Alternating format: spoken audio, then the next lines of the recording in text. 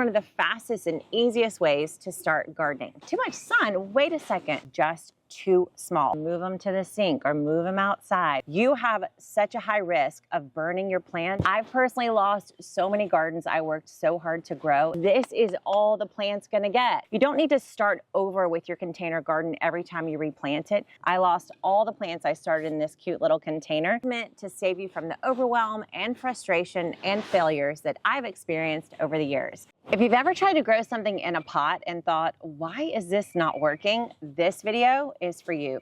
Today, I am breaking down the 20 most common container gardening mistakes that I've seen all my clients make. So whether you're growing in a few pots, you've got a balcony garden, you love grow bags, or you just want to start small, you got to watch this video before you plant a single thing. I remember one of my first garden consultations, my client said, Nicole, I'm so glad you're here. I can't even keep something in a pot alive. And I looked at her, held her hands and said, don't worry, because that's the hardest thing to do. Even though growing in containers can be amazing because it's flexible, you can move the containers around, they're small, and you can start really quickly. Growing in containers is actually the hardest thing to do because all of the plant's nutrition, water, soil, and care needs is up to you. So today I'm going to break down some ways that you can set up your containers so they're easier to maintain and you can actually keep your plants alive. The biggest mistake most people make when it comes to container gardening is starting with a container that is just too small. I recommend having a container that's at least 1 foot wide and 1 foot deep. These little things, they're gonna dry out so fast, you're gonna have to literally keep the plant watered like twice a day. I remember I did a little brand collaboration one time with a brand I absolutely love, and they sent me these containers they wanted me to promote, and not even kidding, their herb containers were about this big. I couldn't even get the starting plant to fit into that container. So I loved the brand, but I just couldn't promote their thing because the container was just too tiny. So don't make that mistake. The next mistake most people make is giving a plant too much sunlight. Too much sun? Wait a second. Don't plants need as much sun as they can get? Yes, if they're growing in a raised bed or in the ground, but if they're in a container, they're gonna need about half as much sunlight as they would need growing naturally. This is because these plants don't have a lot of space to reach down into the soil to get more nutrients, to get more water, and to stay vibrant in that harsh sunlight. So I found that container gardens really need about 2/3 or 1/2 of the amount of sunlight they would need if they were growing in the ground. Mistake number 3 would be planting a heavy feeding plant in a container like this one.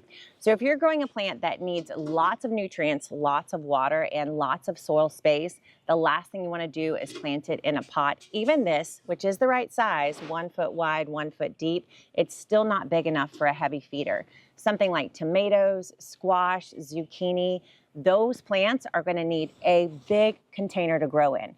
Right here, I've got potatoes growing, and I would never grow potatoes in a container much smaller than this one because potatoes are heavy feeders. They need lots of water and nutrients and space to spread out.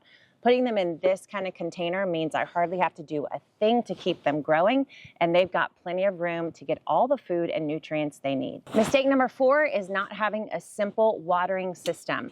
All the plants that are in container gardens, they have to be watered pretty much every single day.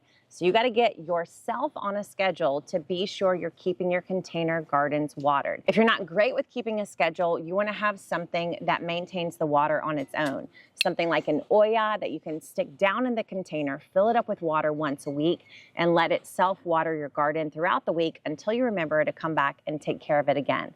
Do not plant a plant into a container without a watering plan first. The next mistake to avoid when it comes to container gardening is not paying attention and investing in good soil. Do not buy cheap big box potting soil to put into your container gardens. If anything, the soil in your container gardens matters more than it does in a raised bed or in an in-ground garden because this is all the plant's gonna get.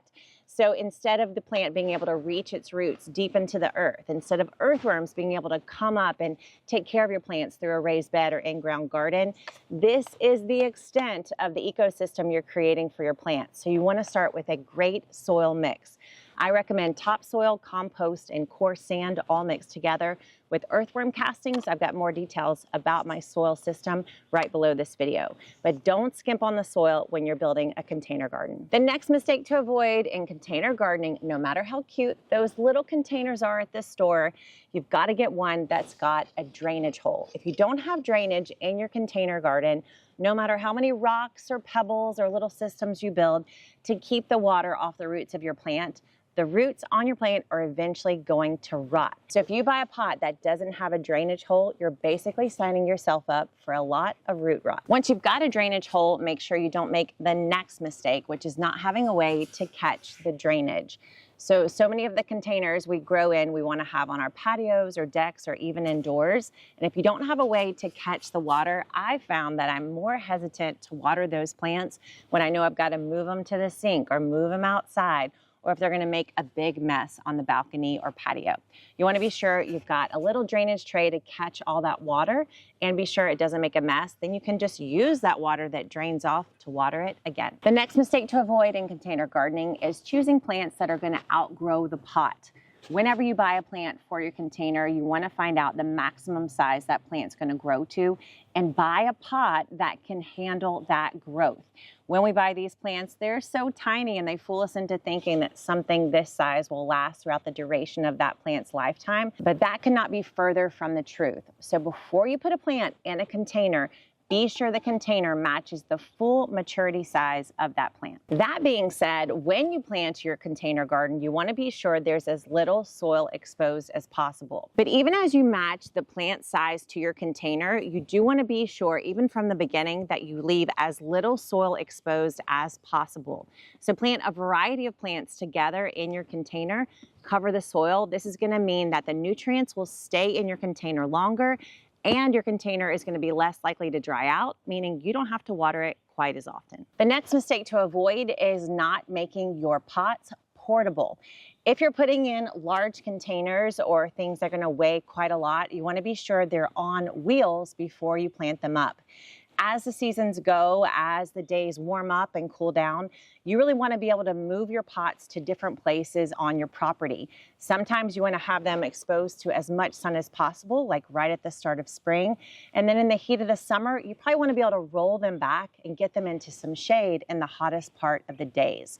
So be sure at the beginning of setup that all your pots are portable. The next mistake I see people make is fertilizing their container gardens. If you set up your garden with a great soil blend full of compost and earthworm castings, that one container will have all the nutrients it needs to get that plant from start to finish. No fertilizer needed. You have such a high risk of burning your plant and actually killing it when you fertilize in a container. All that synthetic fertilizer in one little space is too concentrated for your plants and can end up ruining them before you get to see the harvest. The next mistake with container gardening is putting containers all over the place. If you look at nature, plants love growing together in clumps, all in one spot. And container gardening is no different. So as you set up your container gardens, clump them together, large, medium, and small sizes, all in one space. First of all, this is going to make it so much easier for you to tend. You can literally come with one watering can, water all the containers all at once, tend them at once, harvest from them at once. But also, you'll find that plants actually love growing together in one space. They feed off of one another, they warm one another up, and they even protect each other from pests and disease. So don't spread your containers out. Bring them all together and you'll have a lot more success. The 13th mistake that most people make when it comes to container gardening is not having a travel plan. If you're going to be out for the weekend, if you're gone for a week in the summer, you need to have someone come and take care of your container garden because it will not be able to take care of itself. I've personally lost so many gardens I worked so hard to grow in the middle of a summer when I was gone for just 1 week that just so happened to be the hottest week on record with no rain. So make a travel plan, even if you're just gone for a weekend. Get a neighbor, a friend, someone who you can bribe with a couple of harvests to come over and take care of your container gardens while you're gone. The next mistake is not employing my 3-in-1 method for any container. That's 3 different kinds of plants in each container. You probably heard it described as a thriller, a filler, and a spiller. So in this case, we have our strawberries in the middle. They're gonna grow big and bushy. We're gonna have our fillers, things like alyssum and some dianthus. Then we have our spillers, things like tarragon and thyme that can climb over the edge of the container. With this 3-in-1 method, you fill the container to its fullest. Every plant gets all the root room that it needs, and it maintains the moisture and nutrients so much better than it would if you just had one plant in the middle. Mistake number 15 is not topping off the soil in your container garden every single season. You don't need to start over with your container garden every time you replant it, but you do need to top it off. Think about your container garden in the same way you would a vegetable garden, a raised bed, and use what we call as a no-till method. So leave all the soil that's in the base of your container and simply top it off with great organic compost right at the top every time you replant it. This is going to allow the nutrients to slowly trickle down into your container without the cost of an entirely new bag of potting soil every single season. Mistake number 16 is using containers that aren't deep enough. We talked about having a container that's large enough, wide enough, at least 1 foot wide, but you also want a container that's 1 foot deep.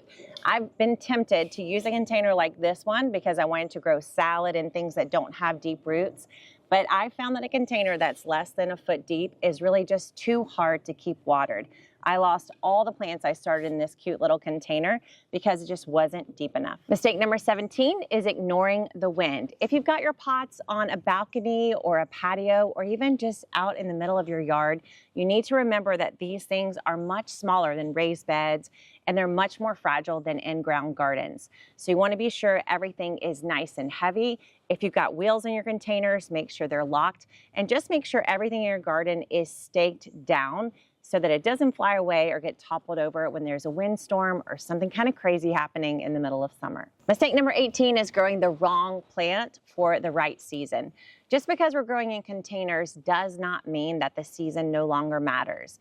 You're going to have these containers out in the wild, and these plants are going to feel the changes in the soil temperature, in the air temperature, in the evaporation that's happening. So plants that love growing in the spring, say things like lettuces, arugula, root crops, and peas, those plants are not going to do well in the middle of summer, even if they're in a container. So you want to follow the same seasonal chart that you would for an in-ground or raised bed garden, and be sure that you're always planting for the right climate, even in your containers. The next mistake is not checking for pests regularly. In a container garden, pests can take over literally overnight. Every time you come to water your container garden, you want to check under the leaves of pretty much every plant and be sure that there's no signs of pests. If you've got holes in the leaves, if the leaves are changing colors, that means it's time to go on a scavenger hunt and locate that pest before it takes over the entire container. If you do see pests start to show up, spray the leaves really hard with a forceful spray of water, and you can also protect your leaves with a simple garlic barrier spray. The next mistake is not paying attention to how fast your containers warm up in the heat. If you're growing in a hot place or you're just trying to survive summer with your container garden, you want to be sure you're using materials that hold in the water and don't heat up too quickly. If you're using a metal container like this one, you probably don't want it to be right in the middle of the sun on a really hot day.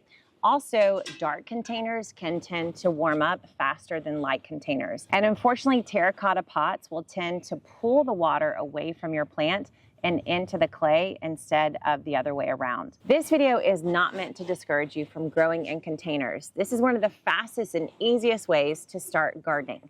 But it is meant to save you from the overwhelm and frustration and failures that I've experienced over the years. So tell me in the comments if you want me to dive deeper into any of these mistakes and show you how to fix them this season.